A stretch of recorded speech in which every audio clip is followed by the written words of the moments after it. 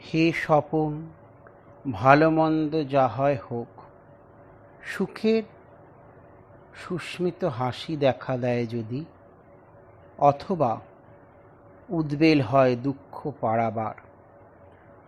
সবারই আপন অংশ আছে অভিনয়ে, কারো হাসি, কারো কান্না, যখন যেমন রয়েছে আপন সাজ প্রত্যেকের তরে। রৌদ্র জলে আবর্তিয়া চলে দৃশ্যান্তর। হে স্বপন, সার্থক স্বপন, কাছে দূরে প্রসারিত করো মায়াজাল, পেল কোমল করো তীব্র রেখা যত, সব রুক্ষ তারে তুমি নম্র করে তোলো। তোমারই মাঝারে আছে সব ইন্দ্রজাল, তোমারই পরশে প্রাণ পুষ্পে হিল্লোলিত, জাগে মরুভূমি মধুর সঙ্গীতে ভরে, ঘন ঘোর অশনি গর্জন মৃত্যু আনে মধুময় মুক্তির আস্বাদ। স্বামী বিবেকানন্দের এই কবিতাটি হে স্বপন, এই স্বপ্ন অবস্থা এবং মায়ার অবস্থা এবং মুক্তির অবস্থা, তিনটিরই একটি সামঞ্জস্য রূপ এই কবিতাটির মধ্যে দেখা যাচ্ছে। আজ আমরা শ্রী স্বামী বিবেকানন্দের জ্ঞানযোগ আলোচনার আগে আমরা আলোচনা করেছি মায়া সম্বন্ধে। এখন যে আলোচনায় প্রবেশ করব সেটি সেই মায়া এবং মুক্তি এবং তার সাথে ঈশ্বর ধারণার ক্রমাবকাশ। স্বামীজির জ্ঞানযোগ থেকে আমরা আলোচনা করছি। সেই আলোচনা করতে গিয়ে আমরা আগের আলোচনাতেই মায়া কি, তার কি কি বৈশিষ্ট্য, কি কি রূপ ইত্যাদি আমরা আলোচনা করেছি। এখন এই যে মায়া এবং এই মায়ার থেকে আমাদের মুক্তির উপায় কি, এবং এই মায়ার সাথে সেই ঈশ্বরের যে ধারণাও আমাদের মধ্যে এসেছে সেটিও আমরা কি করে জানতে পারব, এই বিষয়ে আলোচনা করব। আমরা জ্ঞানযোগের আলোচনায় যাচ্ছি। আমরা দেখিয়াছি অদ্বৈত বেদান্তের অন্যতম মূল ভিত্তিস্বরূপ মায়াবাদ অস্ফুটভাবে সংহিতাতেও দেখতে পাওয়া যায়। আর উপনিষদে যে সকল তত্ত্ব খুব পরিস্ফুট ভাব ধারণ করিয়াছে, সংহিতাতে তাহার সবগুলি কোনো না কোনো আকারে বর্তমান। আপনারা অনেকেই এতদিনে মায়াবাদের তত্ত্ব সম্পূর্ণরূপে অবগত হইয়াছেন এবং বুদ্ধিতে বুঝিতে পারিয়াছেন। অনেক সময় লোকে ভুলবশত মায়াকে ভ্রম বলিয়া ব্যাখ্যা করে। অতএব তাহারা যখন জগৎকে মায়া বলেন, তখন উহাকেও ভ্রম বলিয়া ব্যাখ্যা করিতে হয়। মায়াকে ভ্রম বলিয়া ব্যাখ্যা করা ঠিক নয়। মায়া কোনো বিশেষ মত নহে, উহা কেবল বিশ্বব্রহ্মাণ্ডের স্বরূপ বর্ণনা মাত্র। সেই মায়াকে বুঝিতে হইলে আমাদিগকে সংহিতা পর্যন্ত যাইতে হইবে এবং প্রথমে মায়া সম্বন্ধে কি ধারণা ছিল তাহাও দেখিতে হইবে।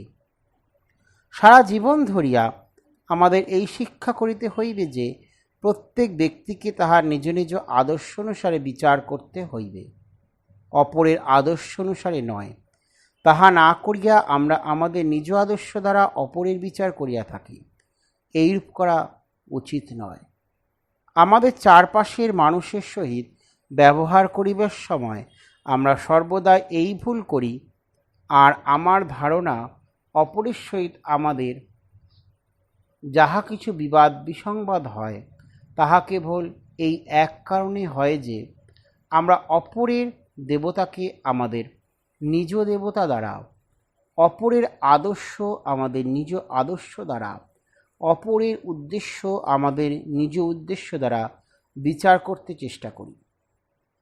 বিশেষ বিশেষ অবস্থায় আমি হয়তো কোনো বিশেষ কার্য করিতে পারি, আর যখন দেখি আর একজন লোক সেইরূপ কার্য করিতেছে, সেই মর্মে করিয়া লই, তাহারও সেই এক উদ্দেশ্য।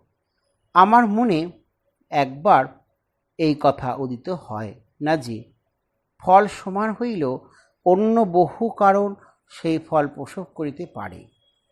আমি যে কারণে এই কার্য করিতে প্রবৃত্ত হইয়া থাকি, তিনি সেই কার্য অন্য উদ্দেশ্যে করিতে পারেন।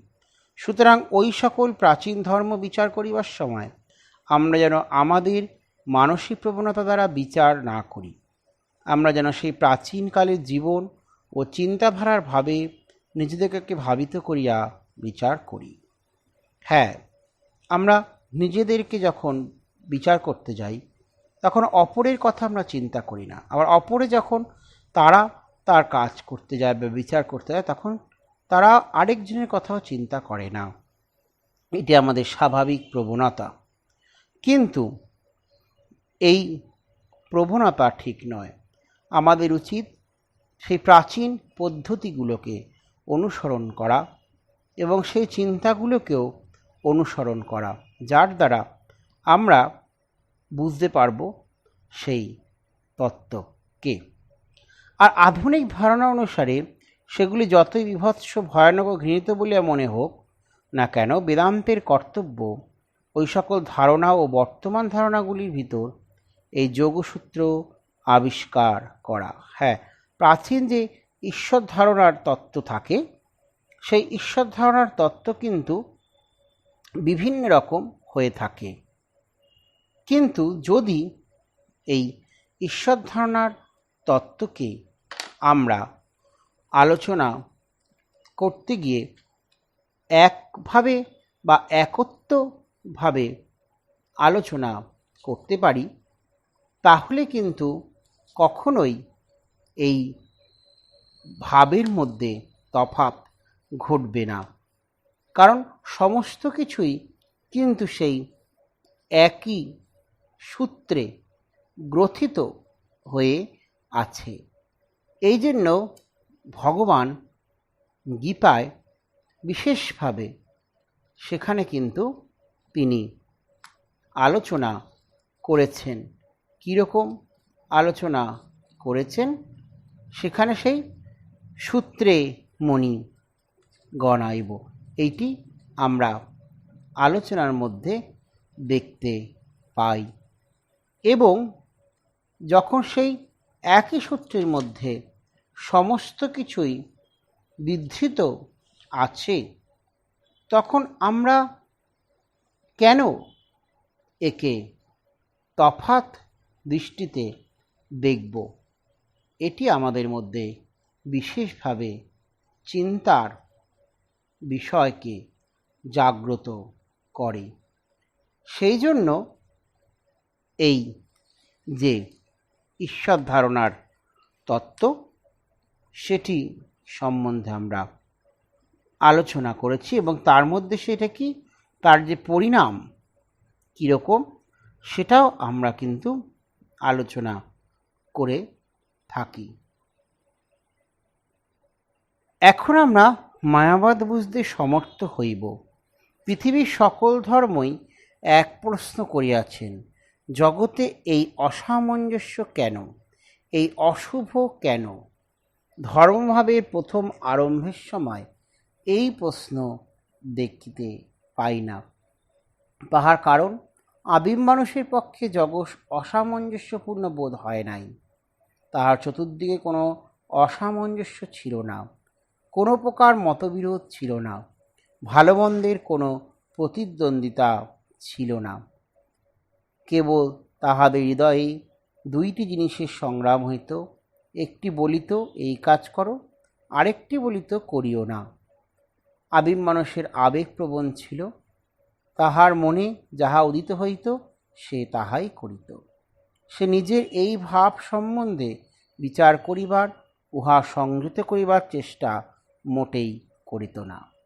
হ্যাঁ, যখনই সেই জগতের মধ্যে ভালো মন্দ বিচার মানুষের মধ্যে এসেছে, যখনই সেই প্রতিযোগিতা শুরু হয়েছে সেই সামঞ্জস্য বিধানের, তখন থেকেই মানুষের মধ্যে কিন্তু সেই প্রবণতাটা এসেছে, যে প্রবণতার দ্বারা মানুষ বিশেষভাবে বদ্ধ থেকে বদ্ধতর হয়েছে।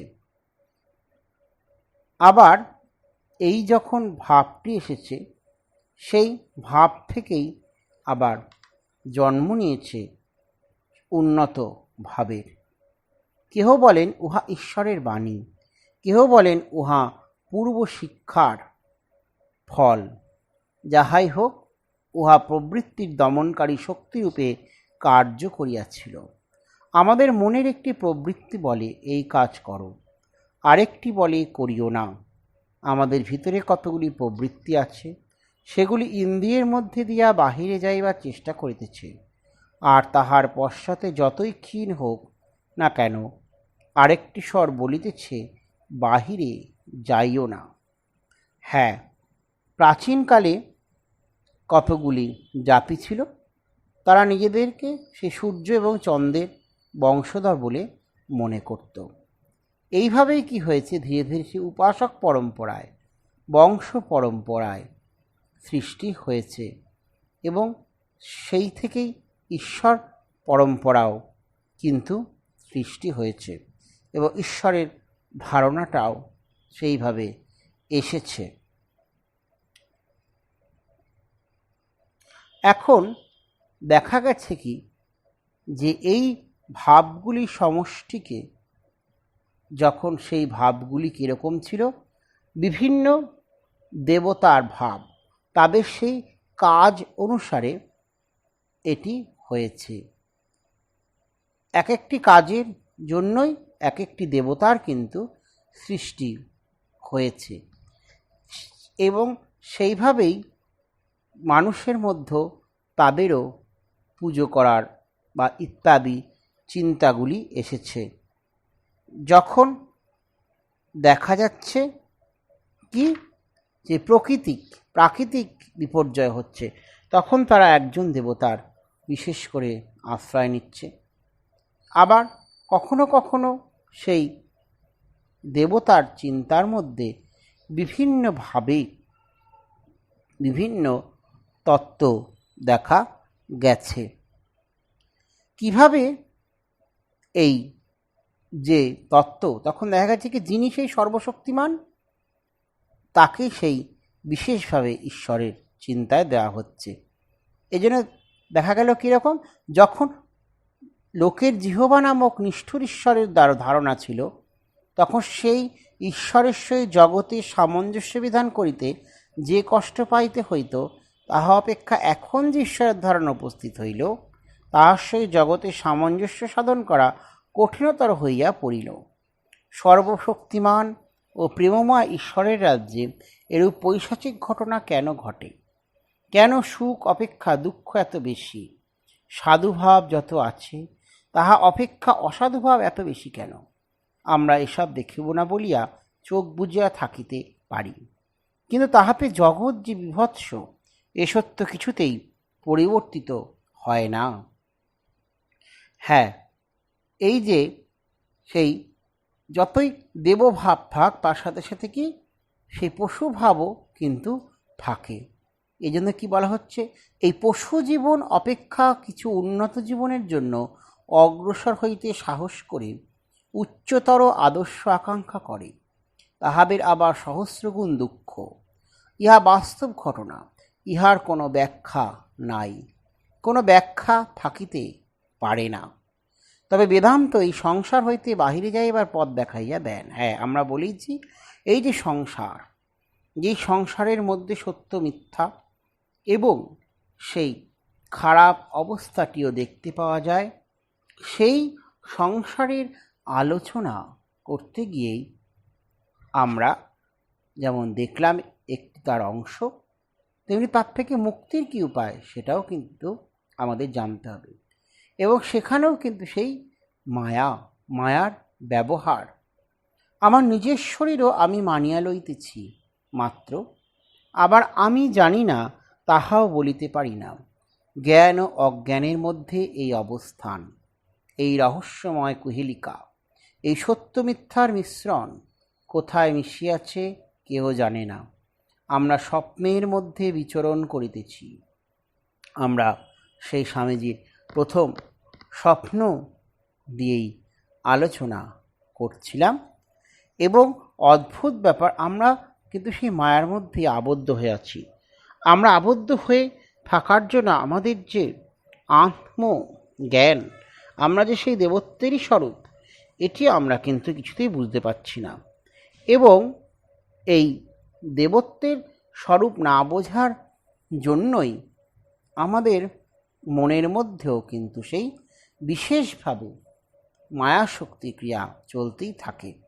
আমরা এই মায়াতে জন্মিয়াছি, আমরা ইহাতেই জীবিত রহিয়াছি, আমরা ইহাতেই চিন্তা করিতেছি, ইহাতেই স্বপ্ন দেখিতেছি। আমরা এই মায়াতেই, দার্শনিক মায়াতেই সাধু।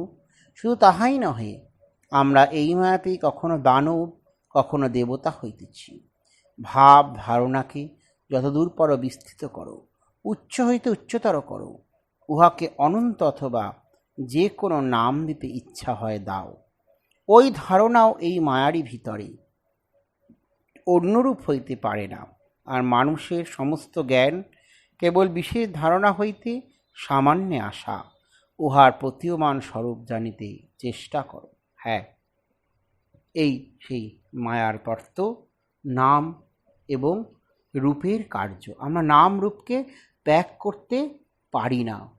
আমরা সেই জন্য সেই মায়ার অন্তর্গত, এবং সব কি দেশকাল নিমিত্তের অধীন, এটাও তাই। এই জন্য বিশেষভাবে আমরা দেখি বেদান্ত সারে কি বলছে। সে বেদান্ত সারে থেকে আমরা তো মায়ার বর্ণনা আগেই করেছিলাম, তার বিক্ষেপ শক্তি এবং তার যে বিশেষ শক্তিগুলি এবং তার যে রূপ, সেই অনিবর্চনীয়, এইগুলি আমরা আলোচনা করেছিলাম। ত্রিগুণাত্মকম আমরা আলোচনা করেছিলাম। এখন যেটি বিশেষভাবে সে আলোচনার বিষয়, সেটি সে কি ঈশ্বর। সেখানে কি বলা হচ্ছে? এতদ উপহিতং চৈতন্যং সর্বগত্য সর্বীশ্বরত্ব সর্ব নিয়ন্ত্রিতাদি গুণকং সদ অসদ অবক্তম অন্তর্যামী জগৎকারণম ঈশ্বর ইতি চ ব্যাপদিশতে। সকল অজ্ঞান অবভাষকত্বাদ যস্য সর্বগতম ইয়ো সর্বজ্ঞঃ সর্ববিদ ইতি শ্রুতে। হ্যাঁ, কি বলছে? এই সমষ্টি অজ্ঞানের দ্বারা উপহিত চৈতন্য সর্বগত, সর্বেশ্বরত্ব, সর্বনিয়ন্ত্রিত, গুণবিশিষ্ট, সৎ অসৎ, অব্যক্ত, অন্তর্যামী, জগৎকারণ ঈশ্বর বলে অভিহিত হন। সকল অজ্ঞানের প্রকাশক বলে সর্বজ্ঞ, এ বিষয়ে শ্রুতি প্রমাণ। যিনি সামান্যভাবে ও বিশেষভাবে সব জানেন। হ্যাঁ, তিনি কি? তিনি সামান্য এবং বিশেষভাবে কিন্তু জানেন, সমস্তটাই তিনি জানেন। এইটি হচ্ছে বিশেষভাবে দেখা যাবে। এবং এই কারণেই দেখুন, ঠিক একই রকমভাবে সেখানে এই যে গীতা, সেখানেও কিন্তু বিশেষভাবে সেই আলোচনা করে দিয়েছে। কীরকম সেখানে বলছে? সেখানে এইরকমই বলা হয়ে থাকছে যে ভগবান স্বয়ং তিনি নিজেই বলছেন, অক্ষরং ব্রহ্ম পরমং সভা বোধাত্মমুচ্যতে ভূত ভাবোদ্ভব করো বিসর্গ কর্ম সঙ্গীত। হ্যাঁ, যা পরম অক্ষর মূল কারণ তাহাই ব্রহ্ম। স্বভাব অর্থাৎ জীবই অধ্যাত্ম বলিয়া কথিত হয়, আর সকল প্রাণীর ভাব উৎপত্তি এবং উদ্ভবকর যে বিসর্গ বা দেবতার উদ্দেশ্যে দান যজ্ঞাদি তাহাই কর্ম নামে অভিহিত। এখানে সেই ভগবানই সমস্ত কিছু, তিনি সমস্ত কিছুর কিন্তু অধিষ্ঠাতা, আবার তিনি সেই ফল প্রসব করেন।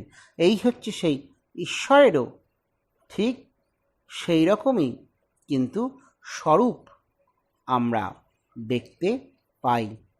এটাই বিশেষভাবে কিন্তু বিশেষত্ব, তার সেই স্বরূপকে চিন্তা করার এইটি পরিচয় আমরা পাব, যে সেই ব্রহ্ম এবং মায়ার সেই মধ্যবর্তী যে অবস্থা, সেই ঐশ্বরিক অবস্থা, যেই অবস্থার দ্বারা আমরা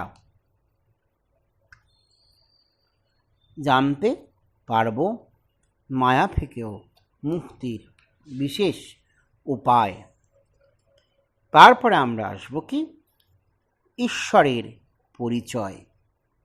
ঈশ্বরের পরিচয় বলতে গিয়ে কি বলা হচ্ছে, সেখানে বলা হচ্ছে কি ঈশ্বরস্যেয়ং সমষ্টিঃ অখিল কারণত্বাৎ কারণ শরীরং আনন্দ প্রচুরত্বাৎ কেশবৎ আচ্ছাদকত্বাৎ চ আনন্দময় কোশঃ সর্ব উপরমত্তাৎ সুষুপ্তিঃ।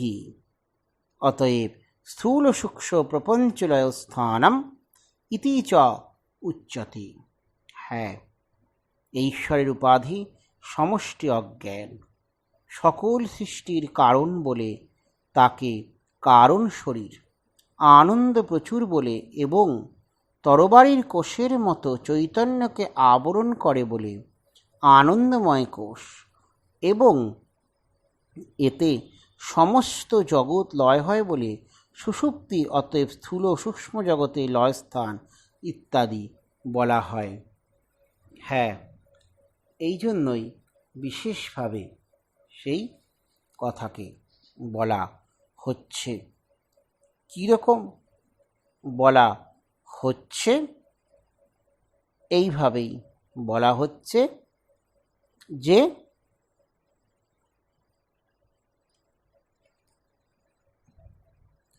ত্রিভিগুণময় ভাবরেভি সর্বমিদং জগৎ মোহিতং নাভিজানাতি মামেভ্য পরমব্যয়ম। হ্যাঁ,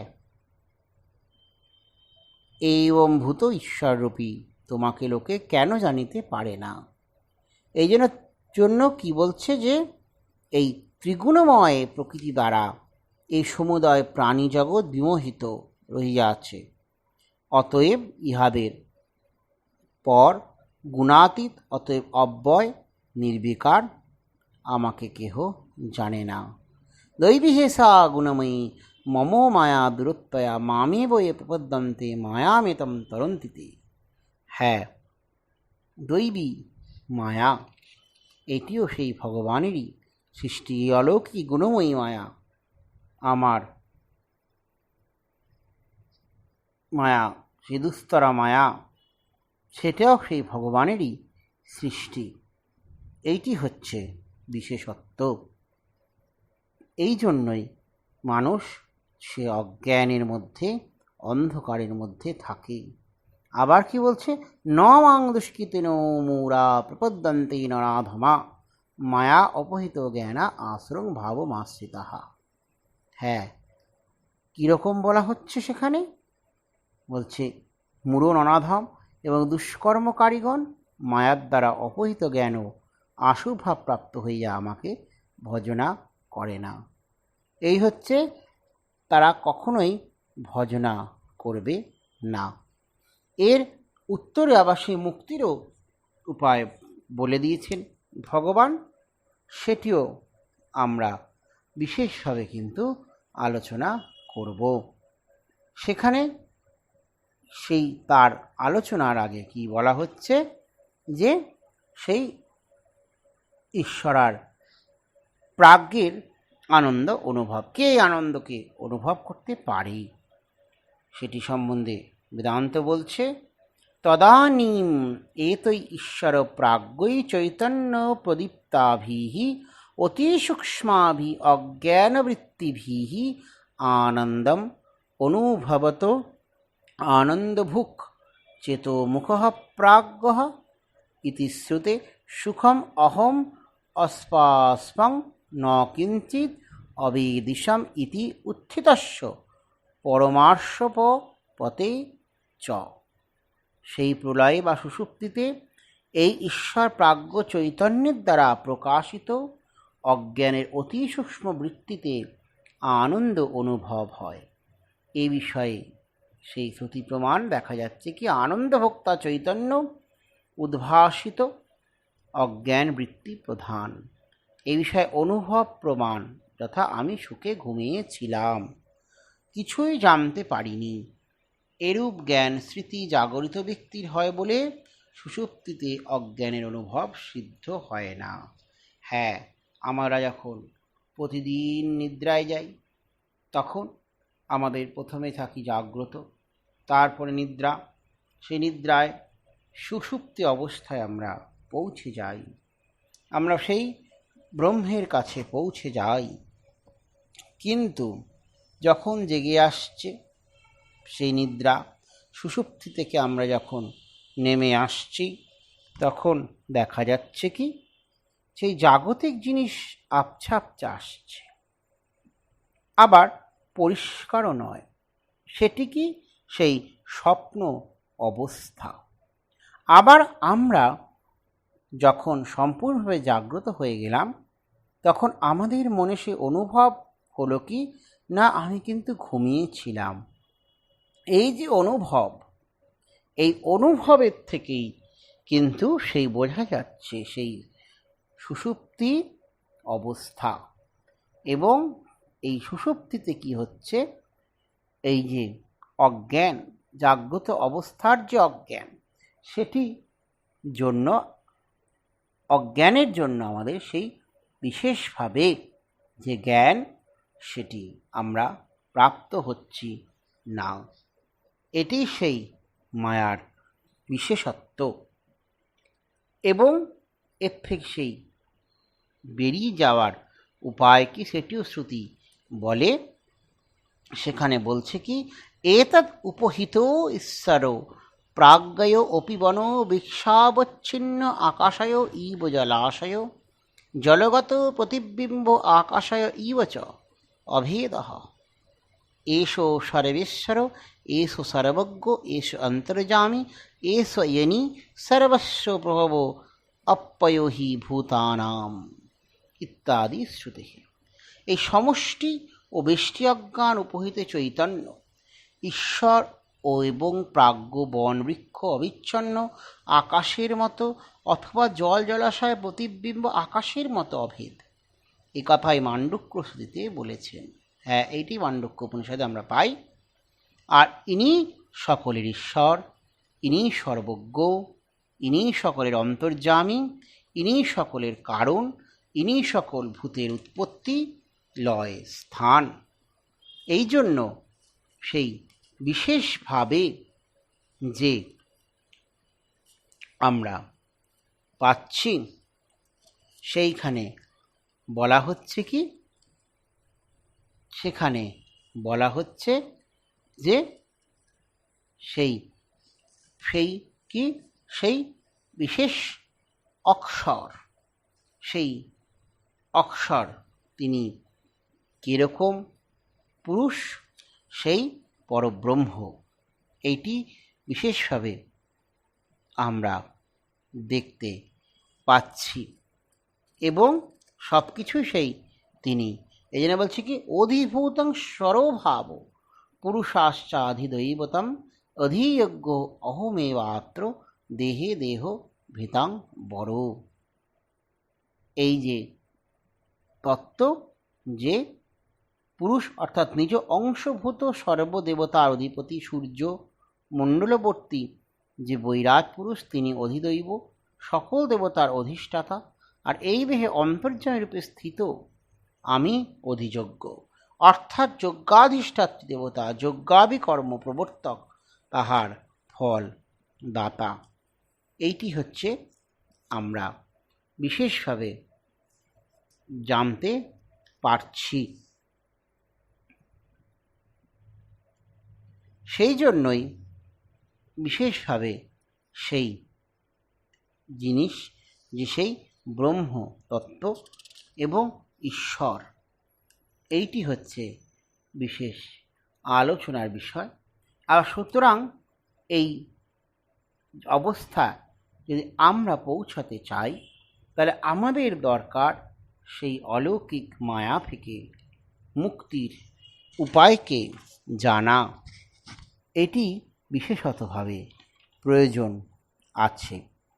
সেই জন্য সেই স্বামীজি বলছেন কি, যদি মনুষ্যতর প্রাণীরা এত তীব্রভাবে সুখ অনুভব করিয়া থাকে, তবে ইহাও তো সত্য যে তাহাবে দুঃখবোধও তেমনি তীব্র, মনুষ্যের অপেক্ষা সহস্রগুণে তীব্রতর, তথাপি তাহাদিগকে মরিতে হইবে। তা হইলে দাঁড়াইল এই, মানুষ মরিতে যত কষ্ট অনুভব করিবে, অপর প্রাণী তাহার শতগুণ কষ্ট ভোগ করিবে। তথাপি তাহাদের কষ্টের বিষয় না ভাবিয়া আমরা তাহাদিগকে হত্যা করি, ইহাই মায়া। হ্যাঁ, আমরা সেই হিংসার মধ্যে দিয়ে চলি, কিন্তু আমরা বুঝতে পারি না যে আমাদের থেকেও সে অপর প্রাণীগুলো বেশি কিন্তু কষ্ট পেতে পারে। আমাদের এই ঈশ্বর ধারণার ক্রমবিকাশে যে বেদ তত্ত্ব, সেটিও বিশেষভাবে আলোচনা হয়েছে। বেদ সৃষ্টি হয়েছে, বেদের সেই অর্থ, সেই জ্ঞান, সত্যতা, আবার সেই বেদ বিরোধিতা, সেখানেও চারবাক বেদ সৃষ্টি হয়েছে। আবার বুদ্ধ ধর্মেরও কিন্তু সৃষ্টি হয়েছে। এই যে বিভিন্ন ধর্ম মতের সৃষ্টি, স্বামীজি সেগুলিকেও বিশেষভাবে কিন্তু আলোচনা করেছেন। বেদ ভণ্ড ধূর্ত নিশাচরদের রচনা। ঈশ্বর নাই, আত্মাও নাই। যদি আত্মা থাকে তবে স্ত্রী পুত্রের ভালোবাসার আকর্ষণ কেন ফিরে আসে না? তাহাদের এই ধারণা ছিল যে যদি আত্মা থাকে তবে মৃত্যুর পরও তাহার ভালোবাসা থাকে, ভালো খাইতে ভালো পড়িতে চায়। এইরূপ ধারণা সত্ত্বেও কেহই চারবাক দিগের উপরে কোনো অত্যাচার করে না। এই যে চারবাক তত্ত্ব, সেটিও স্বামীজি কিন্তু আলোচনা করেছেন, এবং ভারতবর্ষের সেই সামাজিক প্রণালীতে ভারতের মধ্যে যে সংকীর্ণতা ছিল, এটিও স্বামীজি দেখিয়ে দিয়ে গিয়েছিলেন। কিন্তু তার সাথে সাথে সে মুক্তির উপায়, সেটাও কিন্তু সেই ভারতবর্ষই বলেছে। সেটাতে আমরা এবারে আসব। সেখানে বলা হচ্ছে কি, ভারতের সমাজ শৃঙ্খল খুলিয়া দিতে হইবে, আর ইউরোপে ধর্মের শৃঙ্খল খুলিয়া লইতে হইবে। যদি আমরা এই আধ্যাত্মিক, নৈতিক, সামাজিক উন্নতির ভিতরে যে একত্র রহিয়াছে তাহা ধরিতে পারি, যদি জানিতে পারি উহারা এক পদার্থের বিভিন্ন বিকাশ মাত্র, তবে ধর্ম আমাদের সমাজের মধ্যে প্রবেশ করিবে, আমাদের জীবনের প্রতি মুহূর্তে ধর্মভাবে পূর্ণ হইবে। ধর্ম আমাদের জীবনের প্রতি কার্যে প্রবেশ করিবে। ধর্ম বলিতে যাহা কিছু বোঝায়, সেই সব আমাদের জীবনে তাহার প্রভাব বিস্তার করিবে। বেদান্তের আলোকে তোমরা বুঝিবে সব বিজ্ঞান কেবল ধর্মের বিভিন্ন বিকাশ মাত্র, জগতের আর সব জিনিসও ওই রূপ। একদল জড়বাদী বিরুদ্ধবাদী, আর একদল নিশ্চিতবাদী সংগঠনকারী। হ্যাঁ, এই দুজনেরদেরই কথা স্বামীজি কিন্তু বলছেন, এবং বিশেষভাবে সেই অবস্থার কথা বারবার আলোচনা করেছেন, ঈশ্বর ধারণার কথা। ঈশ্বরীয় প্রাচীন ধারণা সকল উন্নতনীত সঙ্গত ধারণার সহিত মেলে না। তাহারা জানতেন বৌদ্ধ নাস্তিকগণ যাহা প্রচার করিতেন তাহার মধ্যেও অনেক মহৎ সত্য আছে, কিন্তু তাহারা ইহাও জানিতেন যাহারা পূর্বমতের সহিত কোনো সম্বন্ধ রক্ষা না করিয়া নতুন মত স্থাপন করিতে চায়, যাহারা যে সূত্রে মালা গ্রথিত তাহাকে ছিন্ন করিতে চায়, যাহারা শূন্যের উপর নতুন সমাজ গঠন করিতে চায়, তাহারা সম্পূর্ণরূপে অকৃতকার্য হইবে। হ্যাঁ, কেউ তার সে নিজের ভাবটাই থাকবে আর অন্য ভাব থাকবে না, এটি কখনোই কিন্তু সম্ভব নয়। এটি বিশেষভাবে কিন্তু স্বামীজি আলোচনা করে দিয়েছেন।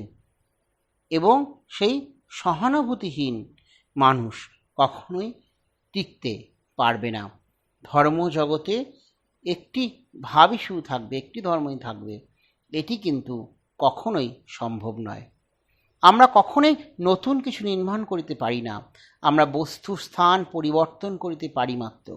বীজই বৃক্ষরূপে পরিণত হয়। সুতরাং আমাদিগকে ধৈর্যের সহিত শান্তভাবে লোকের সত্যানুসন্ধানের জন্য নিযুক্ত শক্তিকে পরিচালনা করিতে হইবে। যে সত্য পূর্ব হইতেই জ্ঞাত তাহারই সম্পূর্ণ ভাব জানিতে হইবে। সুতরাং ওই প্রাচীন ঈশ্বর ধারণা বর্তমানকালের অনুপযোগী বলিয়া একেবারে উড়াইয়া দিয়া নাবিয়া উহার মধ্যে যাহা সত্য আছে তাহা অন্বেষণ করিতে লাগিলেন। তাহারই ফল বেদান্ত দর্শন।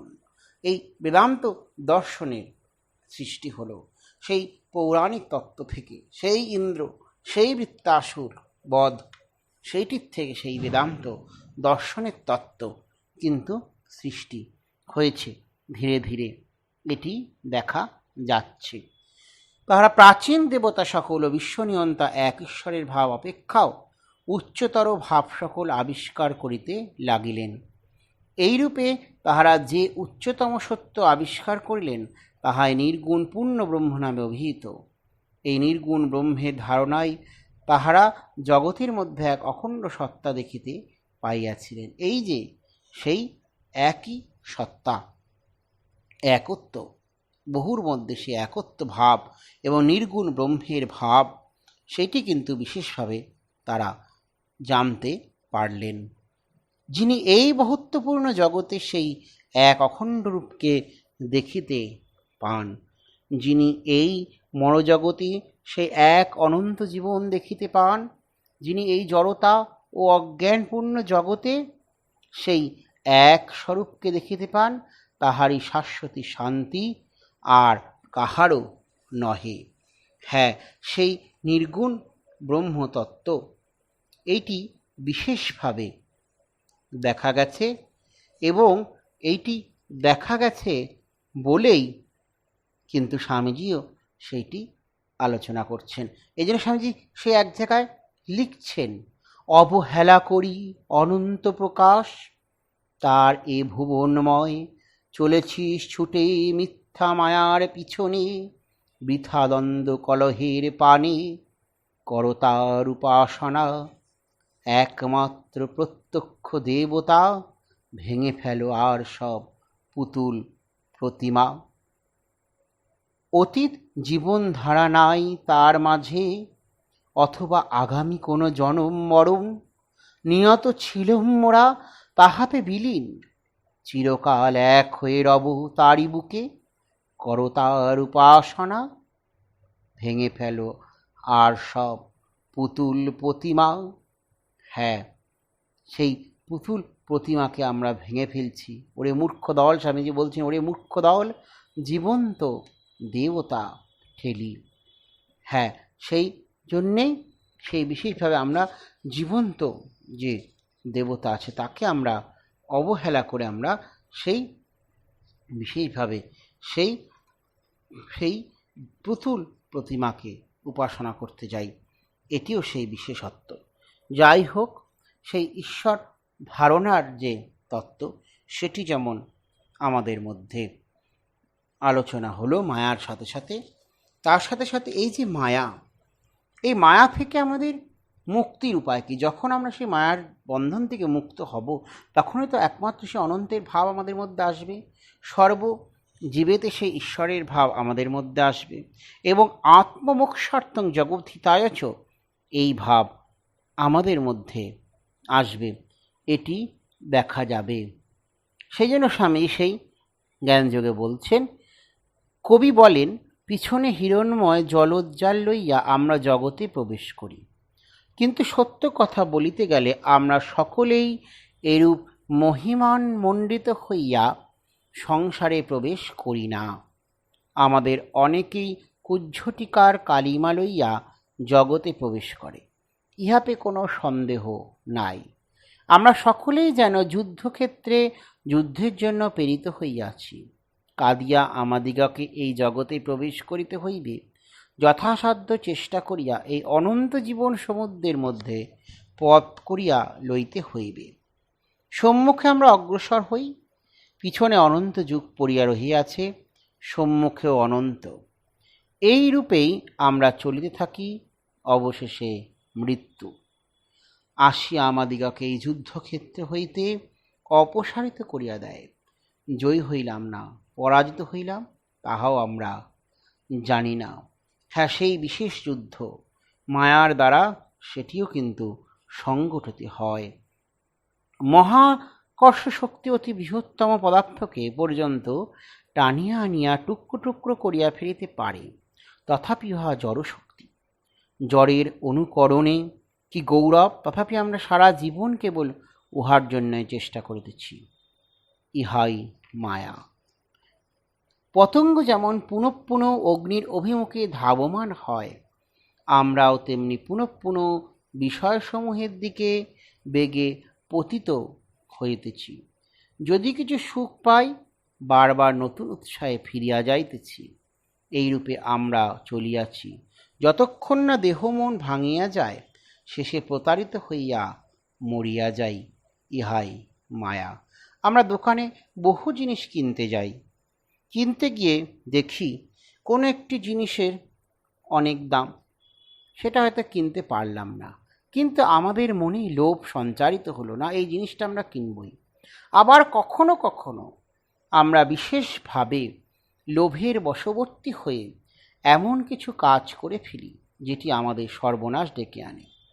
আমরা অর্থ সঞ্চয় করি, কিন্তু মনে করি যদি এই অর্থ একটু বেশি পাওয়া যায়, সেজন্য আমরা এমন জায়গায় টাকাকে ইনভেস্ট করি, যে ইনভেস্ট করার ফলে সেই সমস্ত টাকা কিন্তু কোনো না কেউ আত্মসাৎ করে নেয়। এটিও আমরা দেখি। ক্ষুদ্র লোভ, ক্ষুদ্র আমাদের একটু টাকার যে সুদ বেশি পাবো, এইটি আমাদের লোভ জেগে ওঠে, এবং এই করতে গিয়ে আমরা কি হই, সম্পূর্ণভাবে নিজেদেরকে সে আত্মহারা করে ফেলি এবং সেই লোভের দিকে ছুটে যাই। আমরা একটি ফুচকা খেতে পারি, কিন্তু এক গাড়ি ফুচকা কি আমরা খেতে পারি? কিন্তু ইচ্ছা করি যে আমরা অনেকটা এক গাড়ি ফুচকাই খেয়ে নেব।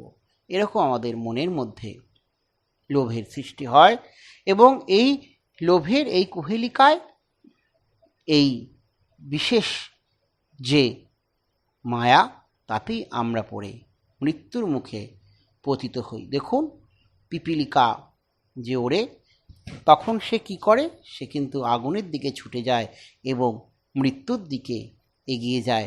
এই জন্যই বলে পিপীলিকা যে উঠবে সেটি কি না, তার মরিবার তরে, এইটি বলা হয়ে থাকে। প্রতি নিঃশ্বাসে হৃদয়ের প্রতি স্পন্দনে আমাদের প্রত্যেক গতিতে আমরা মনে করি আমরা স্বাধীন, আবার সেই মুহূর্তে আমরা দেখিতে পাই আমরা স্বাধীন নই। কৃতদাস প্রকৃতির, কৃতদাস আমরা, শরীর মন সর্বাধিক চিন্তা, এবং সকলভাবেই আমরা প্রকৃতির কৃতদাস। ইহাই মায়া। হ্যাঁ, আমরা কিন্তু মূলত স্বাধীন, কিন্তু আমরা পরাধীন হয়ে পড়ি। কীরকম পরাধীন হয়ে পড়ি? কোনো একটা হয়তো কাজ করতে আমরা যাচ্ছি অফিসে বা কোনো কর্মক্ষেত্রে বা কার্যক্ষেত্রে, তখন সেটা হয়তো সেখানে সত্য, কিন্তু সেই সত্যটিকে আমরা প্রকাশ করি না। তার কারণ কি? কেউ না কেউ আমাদের গলা টিপে ধরে, কেউ না কেউ আমাদের লোভ অথবা কোনো পাওয়ার পজিশন পরিবর্তে আমাদেরকে কিনে নেয়। তখন আমরা সত্যকেও ঠিকমতো বলতে প্রকাশ করতে পারি না, কিন্তু যে প্রতিক্রিয়া শক্তি এই কাজ আপনাকে দিয়ে করালো, তিনি কিন্তু আপনাকে ছাড়বে না, আপনি কিন্তু তার কৃতদাসে পরিণত হবেন। সুতরাং সেটিও সেই মায়া। জগতে আমরা সকলেই এইরূপ। এই জন্য সেই মায়ার একটি গল্প আছে। সেখানে শ্রীকৃষ্ণ নারদকে নিয়ে অরণ্যে ভ্রমণে গিয়েছিলেন। সেই অরণ্য ভ্রমণ করতে গিয়ে নারদ বড়ই তৃষ্ণার্ত হয়ে গিয়েছিল। সেই তৃষ্ণার্ত নারদ জল খুঁজতে গেলেন। জল খুঁজতে গিয়ে দেখলেন একটি বাড়িতে তিনি গেলেন, সেখানে একজন কন্যা তাকে দরজা খুলে দিল এবং সেখানেই তিনি তাদের সাথে থেকে থাকতে শুরু করলেন। সে কন্যাকে বিবাহ করলেন, পুত্রাদি হলো এবং তিনি ভূমি, পশু, সম্পত্তি ইত্যাদি নিয়ে সেখানেই বাস করতে শুরু করলেন। কিন্তু সেই বাস কি চিরদিন যাবে? যাবে না। কি হলো? একদিন দেখা গেল কি যে, স্বামীজির কথা থেকে বলি এবারে, এই সময় সেই দেশে বন্যা আসিল।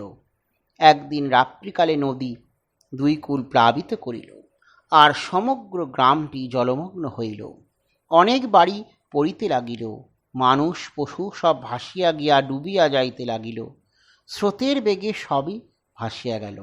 নারদকে পলায়ন করিতে হইল।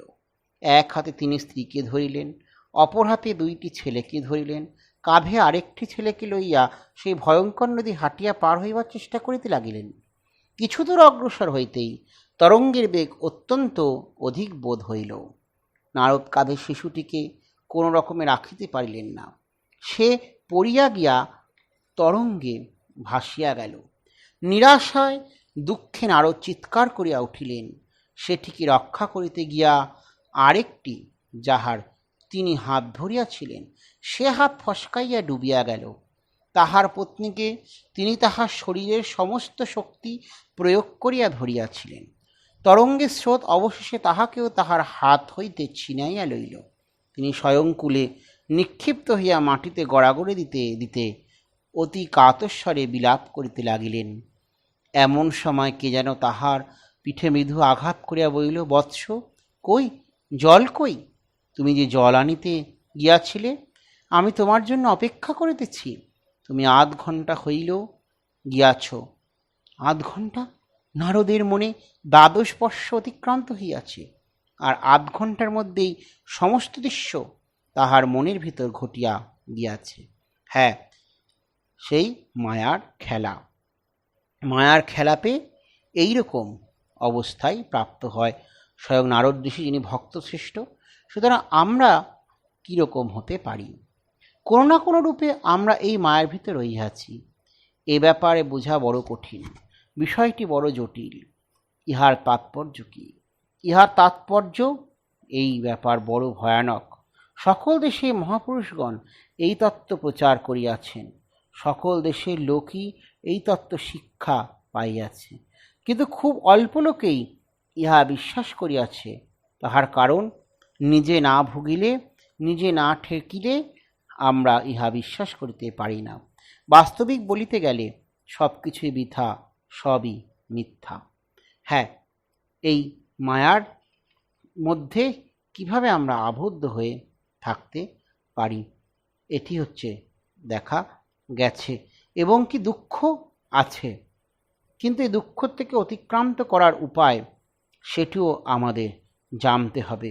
আমরা দাসবৎ হয়ে থাকব না, এটি কিন্তু আমাদের মধ্যে আনতে হবে। চিন্তা করতে হবে কি? স্বামীজি বলছেন, আমি মুক্ত, স্বাধীন। অপরের নিকট এবং নিজের নিকট দিনরাত মিথ্যা বলো, কারণ সংসারে থাকিবার, জীবন ধারণ করিবার ইহাই একমাত্র উপায়। যাহারা এই কথা বলেন, তাহাদিগকেও বাধ্য হইয়া অবশেষে সব চেষ্টা ছাড়িয়া দিতে হবে হয়। ইহাকেই অবশ্য সেই পাকা সাংসারিক জ্ঞান বলে। আর এই ঊনবিংশ শতাব্দীতে এই জ্ঞান যত প্রচলিত, কোনো কালে এতটা ছিল না। তাহার কারণেই লোক এখন তীব্র আঘাত পাইয়া থাকে, কোনো কালে এত তীব্র আঘাত পাইত না। প্রতিদ্বন্দ্বিতাও কখনো এত তীব্র ছিল না। মানুষ এখন তাহার ভ্রাতার প্রতি যত নিষ্ঠুর কখনো ছিল না। আর এই জন্যই এখন এই সান্ত্বনা দেওয়া হইয়া থাকে। বর্তমানে কালে এই উপদেশই অধিক পরিমাণে দেওয়া হইয়া থাকে, কিন্তু এই উপদেশ এখন কোনো ফল হয় না, কোনো কালেই হয় নাই। গলিত সবকে কতগুলি ফুল চাপা দিয়া রাখা যায় না, ইহা সম্ভব নহে। একদিন ওই ফুলগুলি সব উড়িয়া যাইবে, তখন সব পূর্বাপেক্ষা বিভৎস্বরূপে দেখা দিবে। আমাদের সমুদয় জীবনও এই প্রকার। আমরা আমাদের পুরাতন পচা ও সোনার আচ্ছাদনে মুড়িয়া রাখিবার চেষ্টা করিতে পারি, কিন্তু একদিন আসিবে যখন সেই সোনার পাত খসিয়া পড়িবে, আর সেই ক্ষত অতি বিভৎসভাবে প্রকাশিত হইবে। হ্যাঁ, এই হচ্ছে সেই তত্ত্ব। এই বন্ধন অতিক্রমের উপায় কি, এটি স্বামীজি বলছেন। সেই উপায় বলার আগে এই মায়ার যে রূপ, সেটি স্বামীজি সেই কিভাবে আলোচনা করছে আমরা দেখব।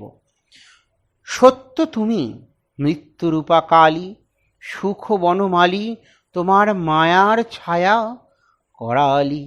করো মর্মচ্ছেদ, হোক মায়াভেদ, সুখ স্বপ্ন দেহে দয়া। মুন্ডমালা পরায়ে তোমায়, ভয়ে ফিরে চায়, নাম দেয় দয়াময়ী। প্রাণ কাপে ভীম অট্টহাস, নগ্ন দিগবাস, বলে মা দানব জয়ী। মুখে বলে দেখিবে তোমায়, আসিলে সময় কোথা যায় কে বা জানে। মৃত্যু তুমি রোগ মহামারী, বিষ কুম্ভ ভরি বিতরিছ জনে জনে।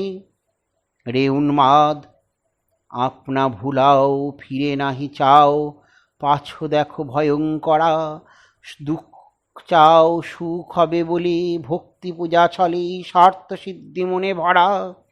ছাক কণ্ঠ রুধিরের ধার, ভয়ের সঞ্চার, দেখে তোর হিয়া কাঁপে। কাপুরুষ দয়ার আধার, ধন্য ব্যবহার, মর্ম কথা বলি কাকে। ভাঙো বিনা প্রেম সুধা পান, মহা আকর্ষণ দূর করো নারী মায়া। আগুয়ান সিন্ধুরলে গান, অশ্রুজল পান, প্রাণপণ যাক কায়া। জাগবীর ঘুচায় স্বপন, শিয়রে সমন, ভয় কি তোমার সাজে। দুঃখ ভারে ভব ঈশ্বর, মন্দির তাহার প্রেতভূমি চিতা মাঝে। পূজা তার সংগ্রাম অপার, সদা পরাজয়, তাহা না ডরাক তোমা। চূর্ণ হোক স্বার্থ সাদমান, হৃদয় শ্মশান, নাচুক তাহাতে শ্যামা। হ্যাঁ, সেই মৃত্যু তুমি রোগ মহামারী, বিষকুম্ভ ভরি, বিতরিছ জনে জনে।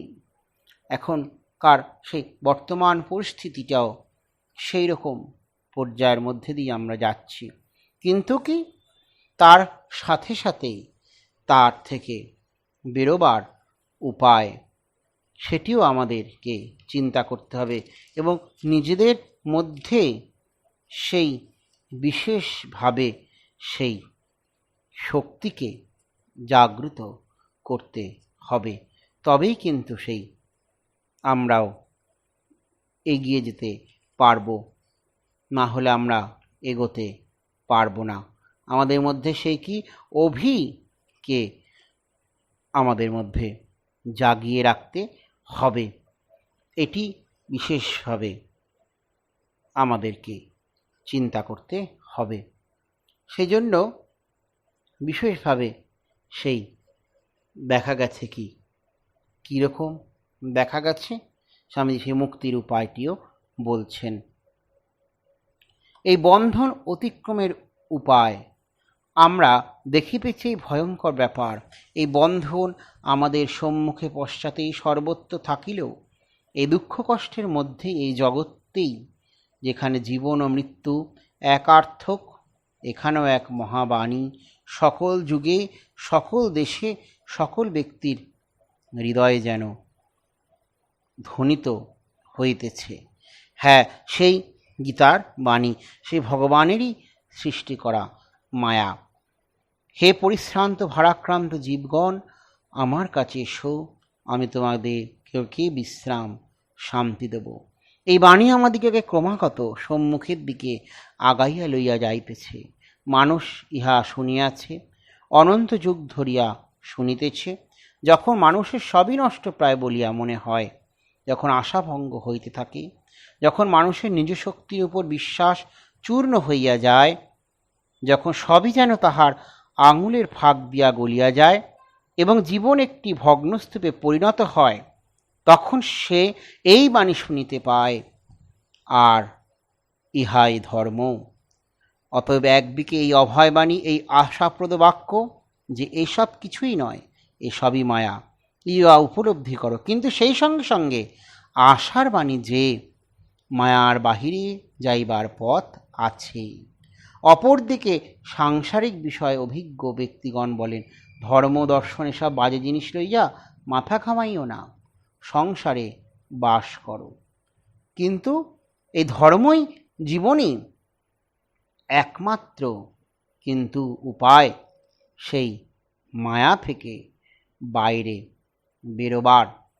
এই জন্য সেই মায়ার থেকে বাইরে বেরোবার যে উপায়, সেটি কিন্তু আমাদের বিশেষভাবে জানতে হবে এবং প্রত্যেকেই তার সেই ধর্মভিত্তি, সেই ধর্মভিত্তির যে উপর তারা সেই বিশেষভাবে কিন্তু চিন্তা করে গেছে এবং সেই ধর্মের ওপরেই এই বিশেষভাবে যে অবস্থান, সেই অবস্থানটা দৃঢ়, এটি স্বামীজি বলছেন। আমরা দেখছি কি নিত্যমুক্ত পুরুষ বিশেষের সাহায্যে এই মুক্তি লাভ করিতে হয়। হ্যাঁ, যিনি সেই নিত্যমুক্ত পুরুষ, তার দ্বারাই আমরা মুক্তি লাভ করতে পারি। সেই মহাপুরুষ সংস্রব, সেই মহাপুরুষের যদি আমরা কৃপা পাই, তা নিশ্চয়ই এই মায়ার থেকে মুক্তি লাভ করতে পারি। যিনি নিজে মুক্ত হয়েছেন, তিনিও কিন্তু এই মায়ার থেকে ভবসাগর আমাদেরকে পার করাতে পারেন। আমাদের সুখ দুঃখ বিপদে কষ্টের অবস্থার মধ্যেই আমরা এই আশ্চর্য ব্যাপার দেখিতে পাই যে আমরা ধীরে ধীরে সকলেই সেই মুক্তির দিকে অগ্রসর হইতেছি। প্রশ্ন হইল, এই জগৎটা বাস্তবিক কি? কোথা হইতে ইহার উৎপত্তি? কোথায় বা ইহার লয়? আর ইহার উত্তর, মুক্তিতেই ইহার উৎপত্তি, মুক্তিতেই স্থিতি, অবশেষে মুক্তিতেই ইহার লয়। এই যে মুক্তির ভাব, আমরা যে বাস্তবিক মুক্ত, এই মহান ভাব ছাড়িয়া আমরা এক মুহূর্ত চলিতে পারি না।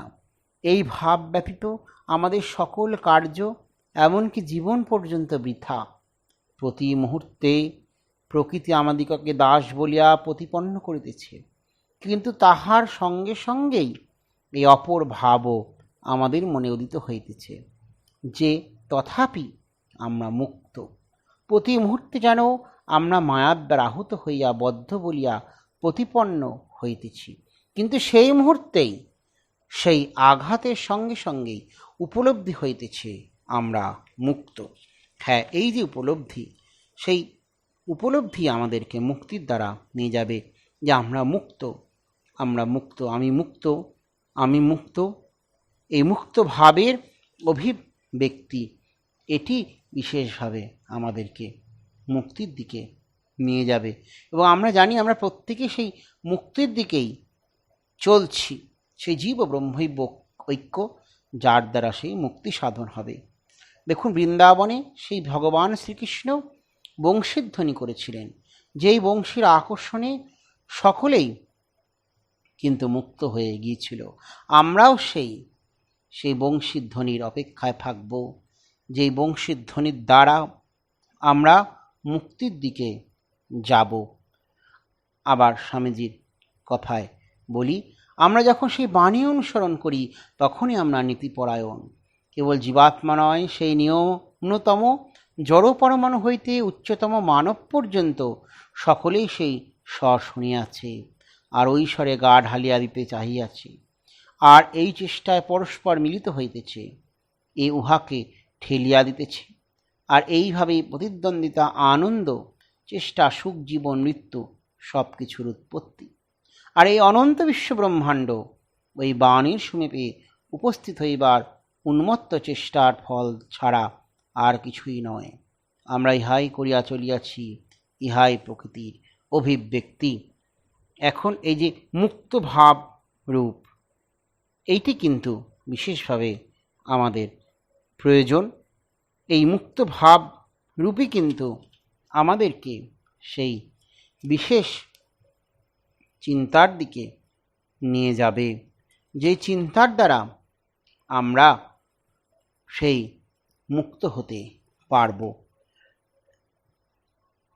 আবার বলা হচ্ছে কি, সেই এই যে মায়া, এই মায়ার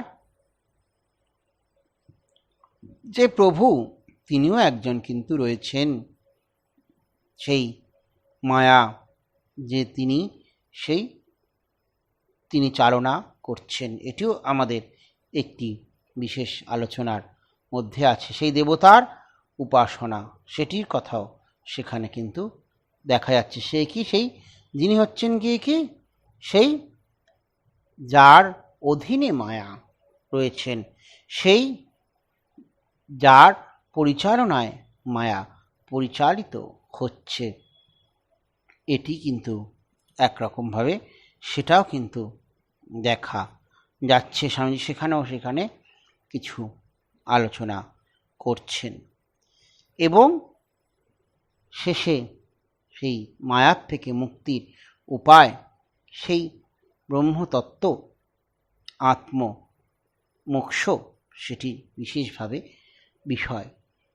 বেদান্ত বলেন, তুমি যে বাণী শুনিয়াছিলে তাহা সত্য, তবে তুমি উহা শুনিয়া ঠিক পথে চলো নাই। মুক্তির যে মহান আদর্শ তুমি অনুভব করিয়াছিলে তাহা সত্য বটে, কিন্তু তুমি উহা বাহিরে অন্বেষণ করিতে গিয়া ভুল করিয়াছ। ওই ভাবকে তোমার কাছে আরও কাছে অনুভব করো, যদিন না তুমি জানতে পারো যে ওই মুক্তি, ওই স্বাধীনতা তোমারই ভিতরে, উহা তোমার আত্মার অন্তরাত্মা স্বরূপ। এই মুক্তি বরাবরই তোমার স্বরূপ ছিল এবং মায়া তোমাকে কখনোই বদ্ধ করে নাই। এই প্রকৃতি কখনোই তোমার ওপর শক্তি বিস্তার করিতে সমর্থ নয়। ভয়গ্রস্ত বালকের মতো তুমি স্বপ্ন দেখিতেছিলে যে প্রকৃতি তোমাকে নাচাইতেছে। এই প্রকৃতি হইতে মুক্ত হয় তোমার লক্ষ্য। ইহা শুধু বুদ্ধি দ্বারা জানা নহে, প্রত্যক্ষ করা, অপরোক্ষভাবে অনুভব করা। আমরা এই জগৎকে যত স্পষ্টভাবে দেখিতেছি তাহা অপেক্ষা সঠিকভাবে উপলব্ধি করা, তখনই আমরা মুক্ত হইব। তখনই সকল গোলমাল চুকিয়া যাইবে, তখনই হৃদয়ের সকল চঞ্চলতা স্থির হইয়া যাইবে, তখনই সকল কুটিলতা সরল হইয়া যাইবে, তখনই এই বহুত্বের ভ্রান্তি চলিয়া যাইবে, তখনই এই প্রকৃতি, এই মায়া এখনকার মতো ভয়ানক অবসাদকর স্বপ্ন না হইয়া অতি সুন্দর রূপে প্রতিভাত হইবে। আর এই জগৎ এখন যেমন কারাগার বলিয়া প্রতীয়মান হইতেছে, তাহা না হইয়া ক্রীড়াক্ষেত্ররূপে প্রতিভাত হইবে।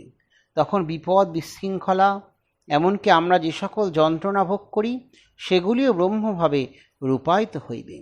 তাহারা যখন তাহাদের প্রকৃতরূপে প্রতিভাত হইবে, সকল বস্তুর পশ্চাতে সারসত্তারূপে তিনি দাঁড়াইয়া রহিয়াছেন দেখা যাইবে, আর বুঝিতে পারা যাইবে যে তিনি আমার প্রকৃত অন্তরাত্মা। সে অন্তরাত্মার ডাকে সাড়া দেওয়া, স্বামীজি এটি বলছেন। এবং এই অন্তরাত্মার ডাকে যখন আমরা সাড়া দিতে পারব, তখনই আমাদের সেই মুক্তির চাবিকাঠি হাতে এসে যাবে এবং আমরা মুক্তি লাভ করব। স্বামী বিবেকানন্দ একটি সেই বিশেষ কবিতাও লিখেছিলেন, যার নামও তিনি দিয়েছিলেন সেই মুক্তি। ওই দেখো মিলাইয়া যায় কালো মেঘপুঞ্জ, যত রাত্রির আধারে আরো ঘন করি ধরণীর পরে তাহারা থমকেছিল। অবসন্ন বিষাদ কালিমা তোমার মোহন স্পর্শে জগৎ জাগিয়া ওঠে না। পাখিরা তুলেছে তান, ফুল দোল তুলে ধরে তার, শিশির খচিত শত তারার মুকুট সুস্বাগত জানায় তোমায় তারা দুলিয়া দুলিয়া।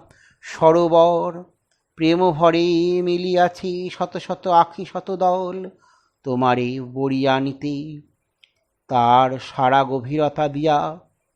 এসো এসো এসো তুমি আলোকের ওগো অধিরাজ, তোমারই লাগিয়া আজ অন্তরের স্বাগত আহ্বান। ওগো সূর্য, আজ তুমি ছড়াইয়েছ মুক্তি দিকে দিকে, ভাবো দেখি কেমনে পৃথিবী আছিল প্রতীক্ষারত। কতকাল তোমারই সন্ধানে প্রতি দেশে প্রতি যুগে, কত না ছাড়িল গৃহ, কত প্রিয় পরিজন প্রীতি, তোমারই লাগিয়া তারা চলিয়াছে আত্মনির্বাসিত ভয়ঙ্কর সাগর চিরিয়া। আদিম বনানী মাঝে প্রতি পদক্ষেপে তার দেয় তাল জীবন মরণ। তারপর এলো দিন সফলিয়া উঠিল যখন সকল সাধনা কর্ম পূজা প্রেম আত্মবলিদান। গ্রহণ করিলে আসি সব হলো সম্পূর্ণ সার্থক। তখন উঠিলে তুমি হে প্রসন্ন, ছড়াবার তরে মুক্তির আলোক শুভ্র সারা বিশ্ব মানবের পরে। চলো প্রভু চলো তব বাধাহীন পথে ততদিন, যতদিন ওই তব মাধ্যম দিন প্রখর প্রভায় প্লাবিত না হয় বিশ্ব।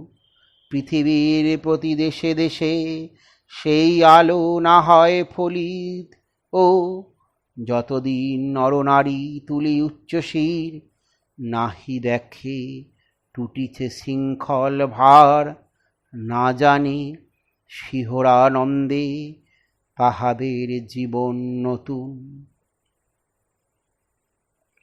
ওং নমঃ শ্রী यतिराजाय विवेकानन्दसूरये सच्चित्सुखस्वरूपाय स्वामिने तापहारिणे।